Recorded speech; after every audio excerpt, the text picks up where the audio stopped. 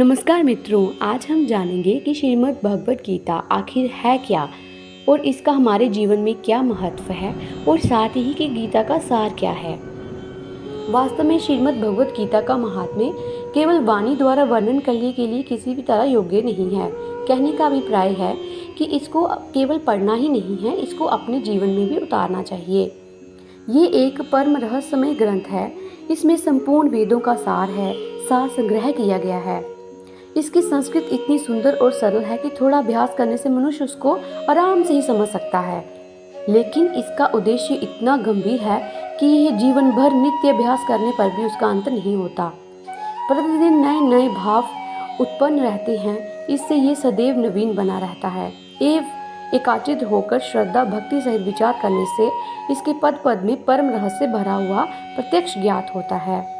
इसमें भगवान के गुण, प्रभाव और मर्म का वर्णन जिस प्रकार इस गीता शास्त्र में किया गया है, वैसा अन्य किसी भी ग्रंथ में नहीं मिलता, क्योंकि इन ग्रंथों में बाकी ग्रंथों में कुछ न कुछ सांसारिक विषय रहते हैं, लेकिन श्रीमद् भगवत गीता में भगवान श्री कृष्ण के द्वारा कहा हुआ हर श्लोक में कोई ना कोई उद्देश्य है।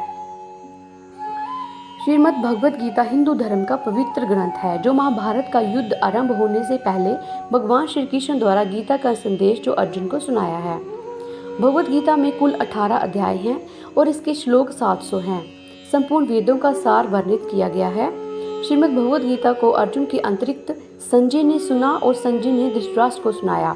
गीता में श्री कृष्ण द्वारा 574 श्लोक बोले गए हैं, अर्जुन द्वारा 85 श्लोक बोले गए हैं, संजय द्वारा 40 श्लोक बोले गए हैं और धृतराष्ट्र द्वारा 1 श्लोक बोला गया है।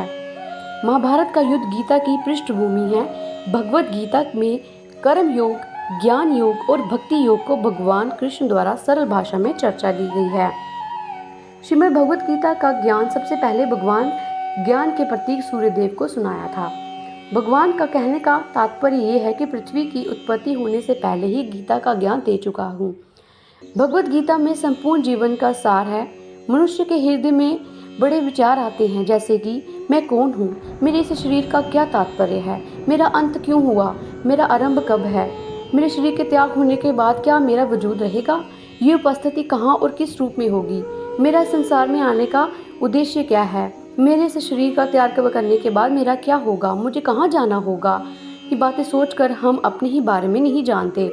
भगवान श्री कृष्ण ने गीता में धर्म संवाद के आधार से इन सारे प्रश्नों के उत्तर को बड़ी ही सरलतापूर्ण से इसका उत्तर दिया हुआ है। इस शरीर में जीवात्मा की मौजूदगी के कारण 36 तत्व एक साथ काम करते हैं।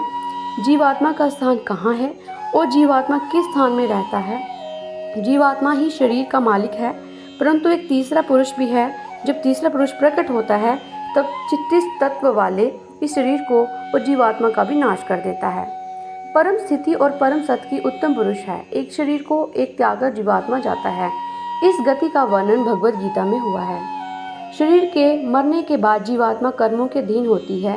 कहने का तात्पर्य ये है कि जैसा हम कार्य करते हैं, अर्थात जैसा हम कर्म करते हैं, वैसा ही हम फल भोगते हैं और उसी के साथ हमारी अलग अलग योनियों में हम घूमते हैं। भगवत गीता का सारांश कहें तो बुद्धि को बारीकी से आत्मा में लगाए रखना चाहिए। कर्म सरल तरीके से हमें करना चाहिए। भगवान श्री कृष्ण ने गीता में बार बार यही कहा है कि अपनी आत्मा को स्थिर रखें। संभाविक कर्म करते हुए बुद्धि का निष्पक्ष होना सरल है, अतः इसे ही निश्चयात्मक मार्ग माना है। इसलिए ज्ञान योग, बुद्धि योग, कर्म योग, भक्ति योग आदि का भगवत गीता में उपदेश दिया गया है। इस पर विचार करते हैं तो सभी योग बुद्धि से भगवान श्री कृष्ण को अर्पण करते हैं। इस कारण अनासक्त योग, निष्काम कर्म योग स्वयं सिद्ध हो जाता है। अगर आपको हमारी वीडियो पसंद आई हो तो प्लीज़ हमारा चैनल लाइक और सब्सक्राइब कीजिए। बोलो जय श्री कृष्णा।